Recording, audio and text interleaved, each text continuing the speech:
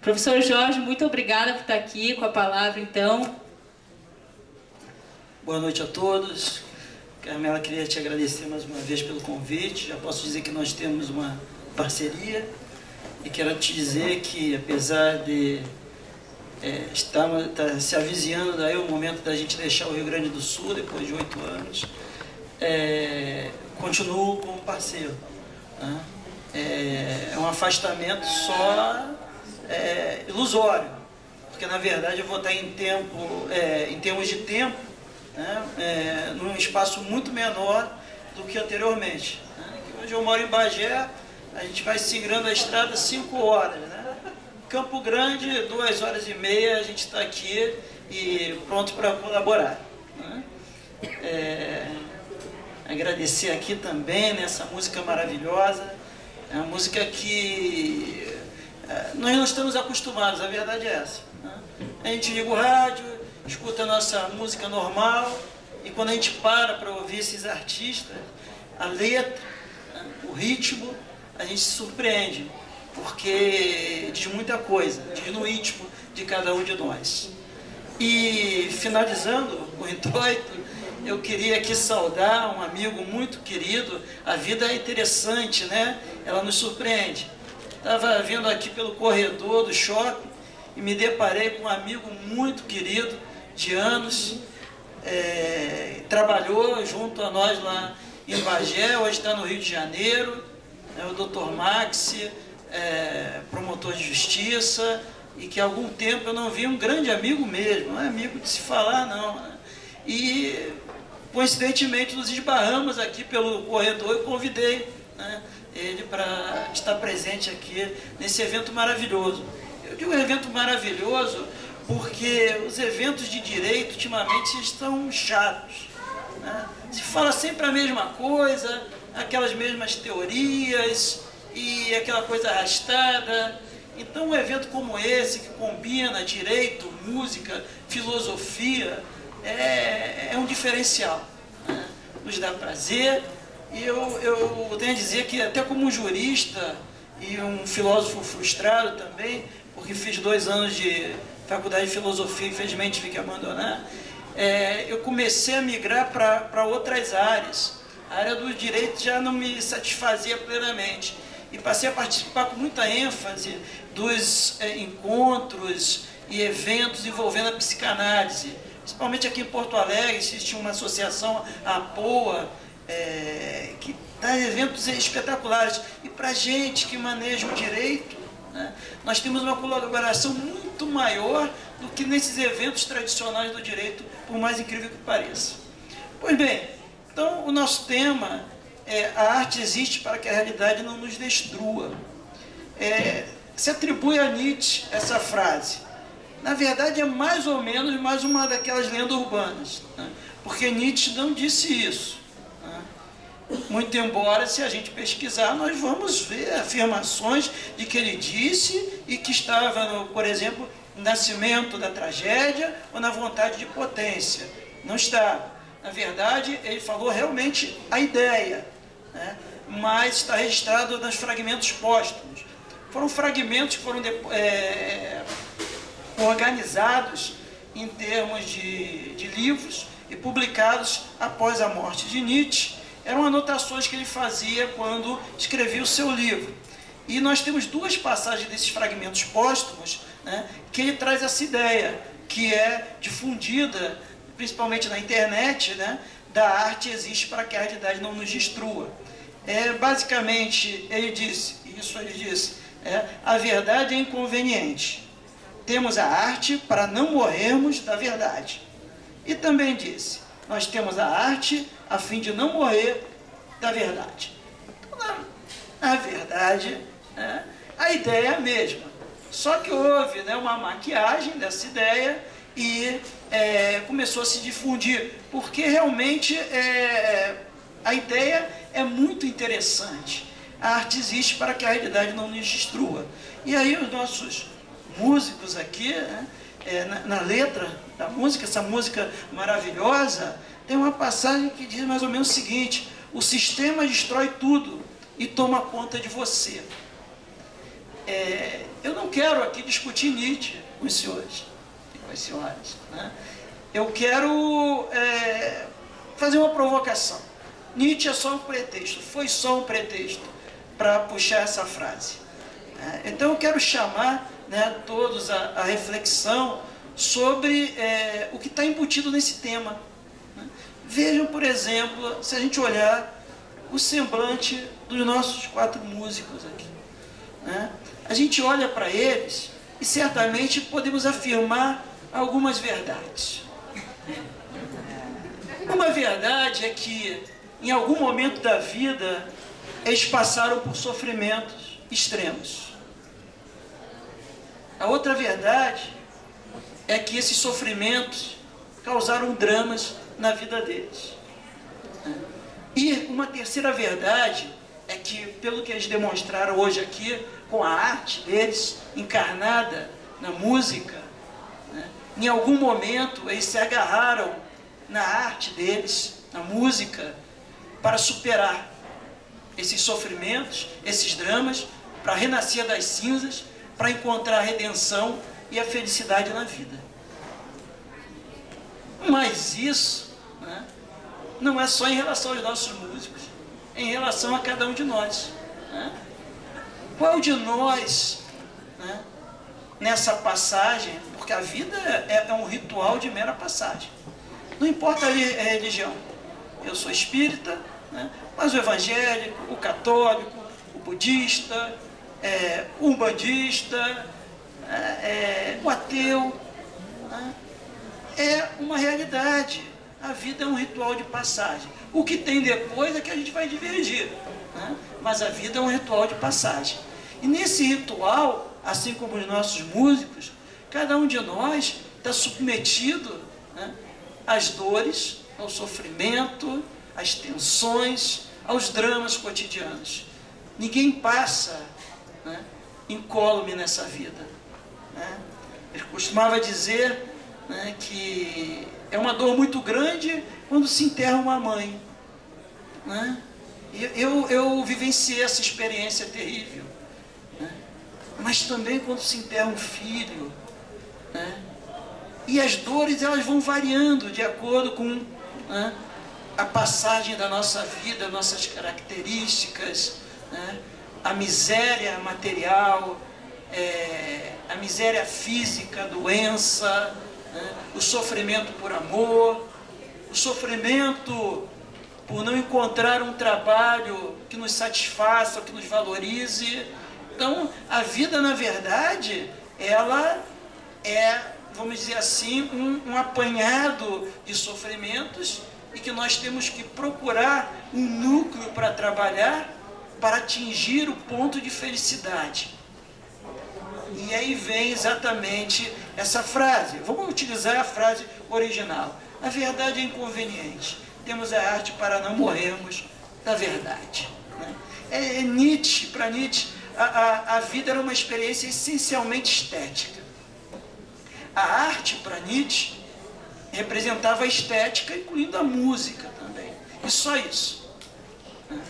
E ele entendia que a arte, ela preponderava sobre diversos valores da vida, inclusive a verdade e a moral.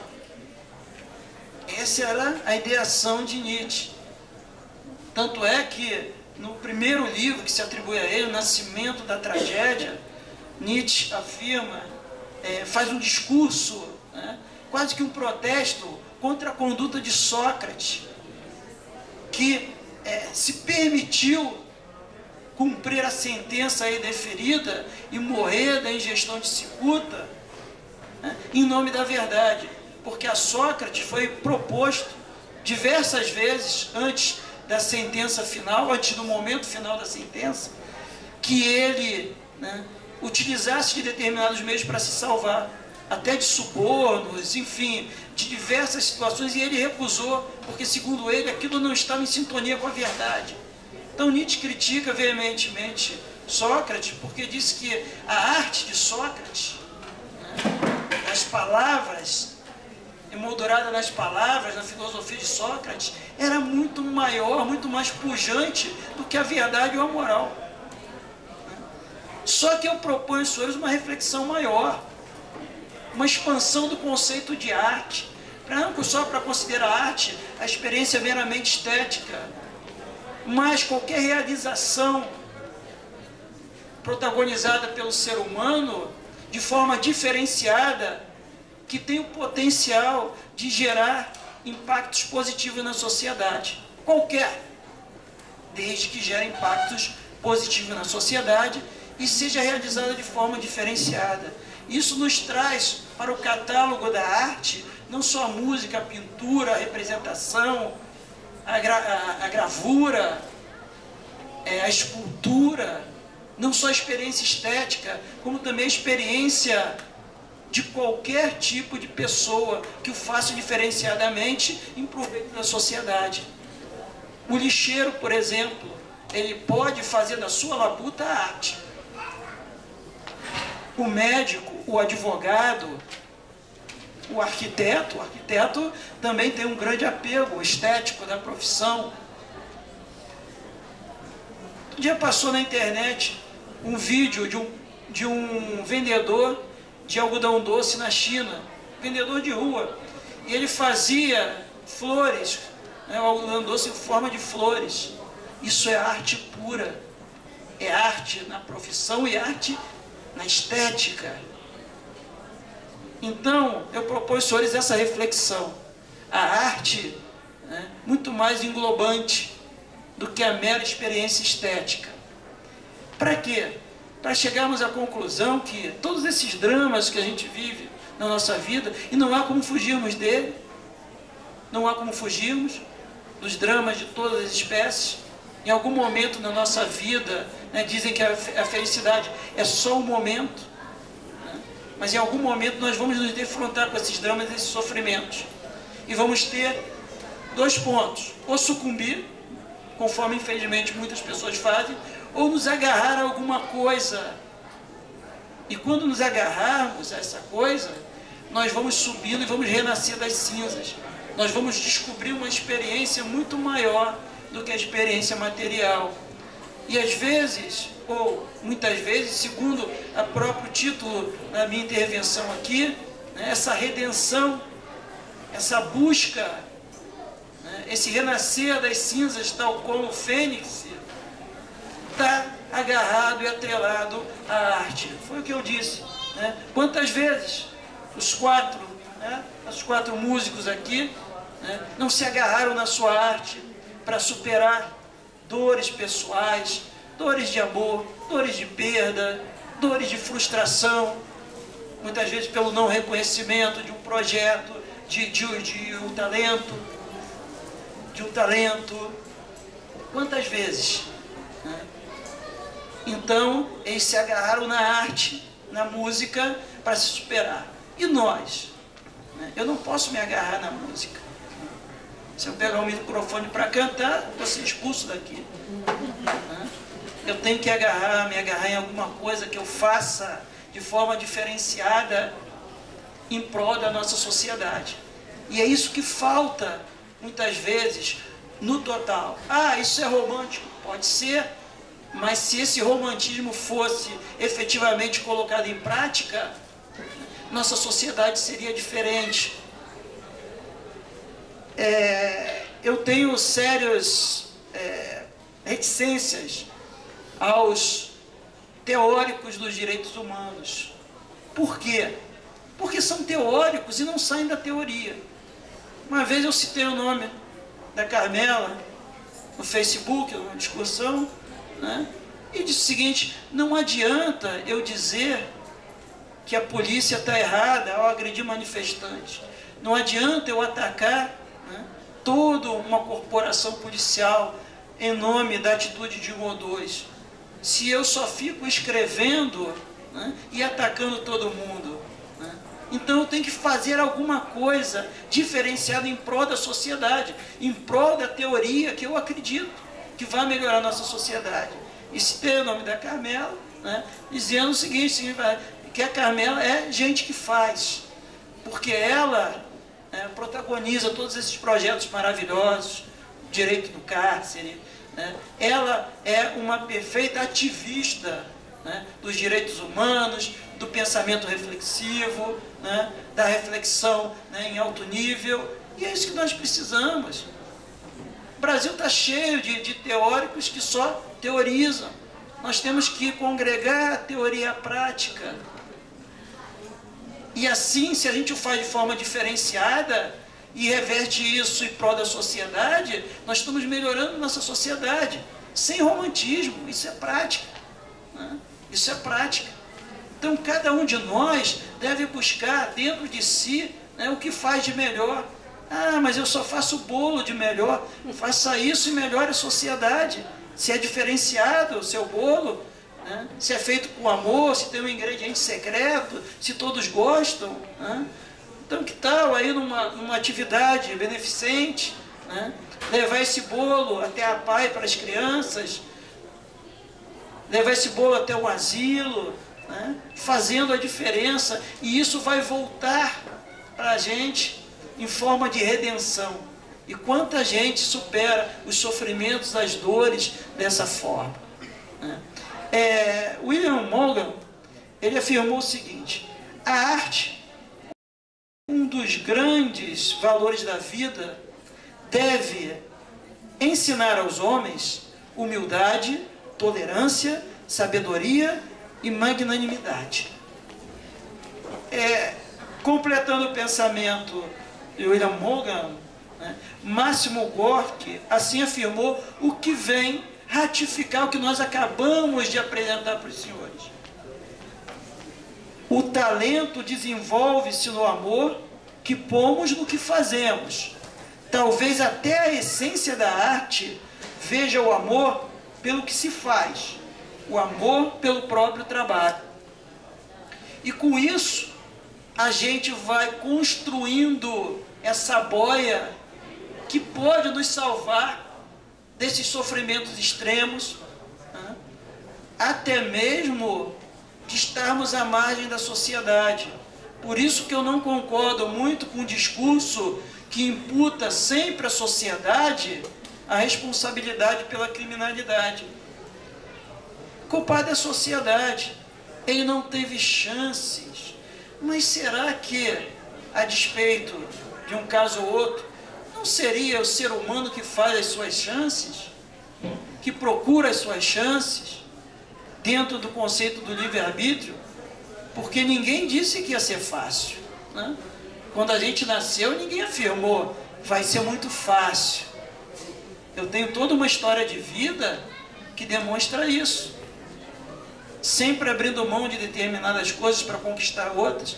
Eu com muito orgulho digo, e não me envergonho, porque não tem por que me envergonhar. Eu nasci no Morro, no Rio de Janeiro. E fui criado lá até ter idade. E com muito orgulho eu digo isso. Porque eu nunca precisei, efetivamente, de nenhum tipo de conduta ou favor impróprio, né, para buscar o meu caminho. E busquei, né? E se é uma coisa que faço de melhor e tenho certeza disso, né, não é julgar, né, é em sala de aula, é compartilhar conhecimento com os meus alunos. Isso sim, eu sei que eu faço de melhor, é o meu diferencial em prol da sociedade. E muitas vezes eu me agarrei, né, exatamente nessa arte para não sucumbir diante do sofrimento de várias ordens, da perda de pessoas queridas, que infelizmente, né, todos nós passamos por isso, foi como eu falei, né, de problemas sérios no trabalho, no passado, né, o que fazer? Vou sucumbir? Vou me auto-vitimizar? Né? Não, vamos procurar, com base na arte, né, renascer das cinzas, trabalhar a nossa cabeça até um nível, né, dentro desse conceito da arte, esse conceito expansivo da arte que eu acabei de colocar, e vamos colaborar com a sociedade. Vejam os senhores, como as coisas se encaixam. Um grande artista brasileiro, na semana passada, perdeu um filho, foi nosso Erasmo Carlos, num acidente. Essa semana ele deu uma entrevista e eu extraí a intervenção do Erasmo Carlos. Ele disse o seguinte: o show deve continuar. Quando não tiver mais força, a música dá força a gente. Ou seja, a arte existe para que a realidade não nos destrua. O que ele disse? Quando ele não tiver mais força ante a dor e o sofrimento pela perda do filho, a música vai dar força para ele. E se a gente analisar isso, né, nós temos diversos pontos interessantes que nós podemos elevar dessa situação. Né? Primeiro, que a gente vai estar contribuindo com a nossa arte, seja ela qual for, né? Seja varrer rua, fazer algodão doce, fazer um bolo, lecionar, tocar uma música maravilhosa, fazer uma escultura, não é? Vamos colaborar com alguém, com a sociedade, em prol da nossa sociedade. E essa colaboração através da nossa arte vai nos dar força interior e isso vai nos fazer renascer das cinzas, né? Tal como o Fênix. Tinha um médico austríaco chamado Viktor Frankl. Viktor Frankl, ele foi o idealizador da logoterapia. Ele é considerado como o precursor da terceira escola da psicanálise de Viena. E ele foi preso nos campos de concentração, ele e toda a sua família. Então ele escreveu um livro, que inclusive vende aqui na Saraiva, tem várias edições. Em 46 ele publicou esse livro, chamado Em Busca de Sentido. E Viktor Frankl, ele passou todo o tempo como preso nos campos de concentração, trabalhando, exercendo a arte dele. Ele era primeiramente neurologista, né? Agarrado na arte dele e no desejo de rever toda a sua família. Quando acabou a guerra, ele foi libertado, voltou para Viena, para constatar que toda a família dele tinha sido assassinada nos campos de concentração. Irmão, pai, mãe, mulher, e ali só sobrou a arte para ele. A arte, e ele trabalhou incessantemente, até os 95 anos, né, em prol da sociedade, dos semelhantes dele, né. Foi até para um papa, e teve curiosidade de conhecer Viktor Frankl, Paulo VI, e o convocou ao Vaticano.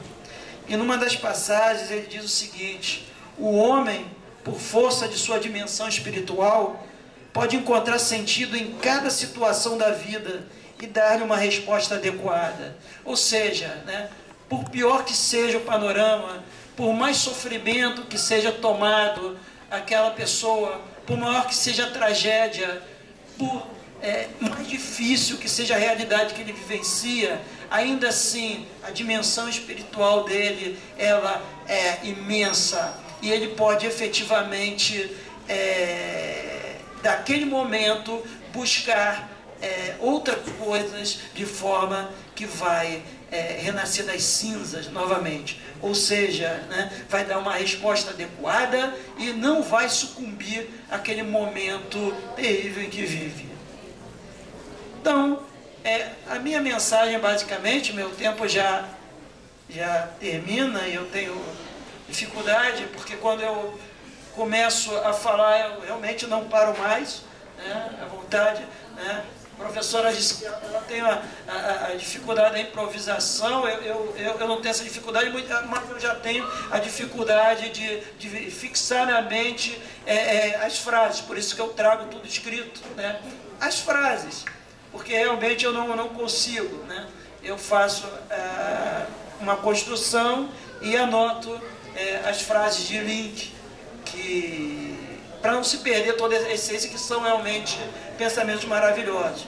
E com os pensamentos maravilhosos, eu sempre termino. Eu ia terminar com o poeta moçambicano Mia Couto, mas eu me lembrei que o último evento que eu participei, eu terminei com ele, né? Então eu tive que rever. Então, é alguma coisa também relacionada à arte, de Jorge Luiz Borges. Ele diz mais ou menos o seguinte: por vezes a noite é um rosto que nos olha do fundo de um espelho é a arte, e a arte deve ser como esse espelho, que nos mostra o nosso próprio rosto. Muito obrigado a todos, e essa mensagem é do coração de cada um de vocês.